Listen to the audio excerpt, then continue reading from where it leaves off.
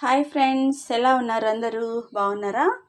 ఈరోజు వ్లాగ్ వచ్చేసేసి నేను చేసుకునే కర్రీస్ ఏమేంటో చూసేద్దరు. కానీ ఈరోజు కందిపప్పు కడిగి పెట్టేసుకున్నాను, పప్పు చారు చేయడానికి కడిగి నానపెట్టేసుకున్నాను. అండ్ చికెన్ మంచిగా కడుక్కొని పెట్టేసుకున్నానండి. ఇదిగోండి, రైస్ కూడా కడుక్కొని నానపెట్టేసుకున్నానండి. మేము అన్నంలో అయితే ఉప్పు వేసుకుంటామండి, అందుకని ఉప్పు వేసుకొని కడిగి పెట్టేసుకున్నాండి, నానిపోతుంది. అందులోకి ఇవి ప్రాసెస్ స్టార్ట్ చేద్దాం. పప్పుచారు అయితే కడిగి పెట్టేసుకున్నాను కదా, ఇప్పుడైతే విజిల్ పెట్టుకొని పప్పు ఉడికించుకుందాం. తర్వాత చికెన్ ఫ్రై పని పట్టేద్దామండి. సింపుల్గా చేసేస్తానండి నేను. ఎక్కడైనా కొంచెం అర్జెంటుగా ఉన్నప్పుడు సింపుల్గా ఎలా అయితే చికెన్ ఫ్రై చేసేస్తాను. చూసేయండి, పప్పుచారులోకి చింతపండు, ఒక నిమ్మకాయ సైజ్ అంత చింతపండు అయితే కడిగి నానపెట్టేసుకున్నానండి.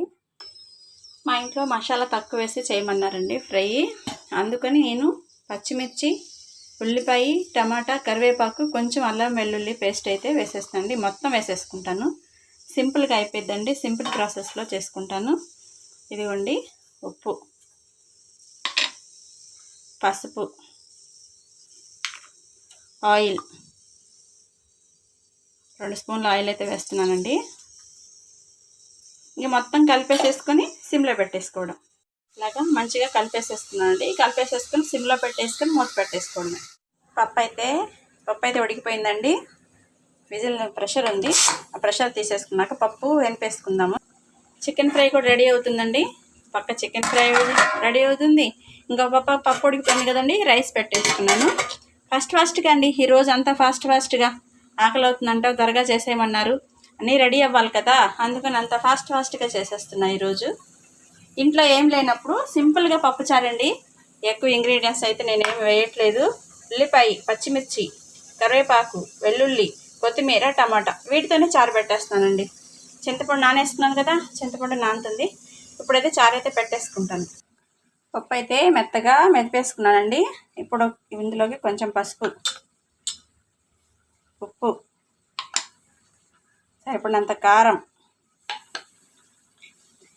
జీలకర్ర, 1 టీ స్పూన్ వేసానండి జీలకర్ర.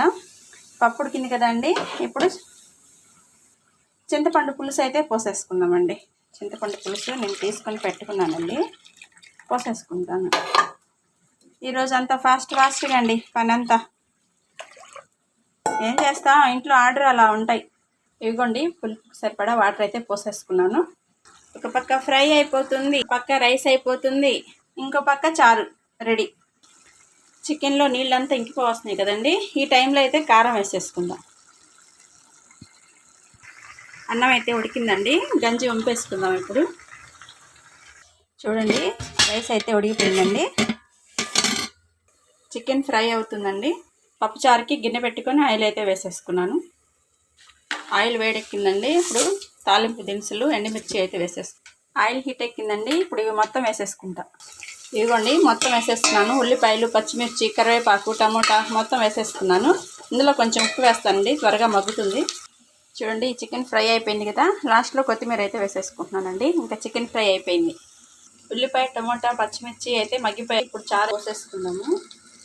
పులుసు అయితే పోసేసుకున్నామండి, పప్పు చారు తిరగమాతలు అయితే పోసేసుకున్నాను. ఇప్పుడైతే కొత్తిమీర వేసేసుకుంటాను. కొత్తిమీర వేసుకున్నాక ఒక 10 నిమిషాలు అయితే చారు బాగా మరిగించాలండి, లేకపోతే వాసన వస్తాయి.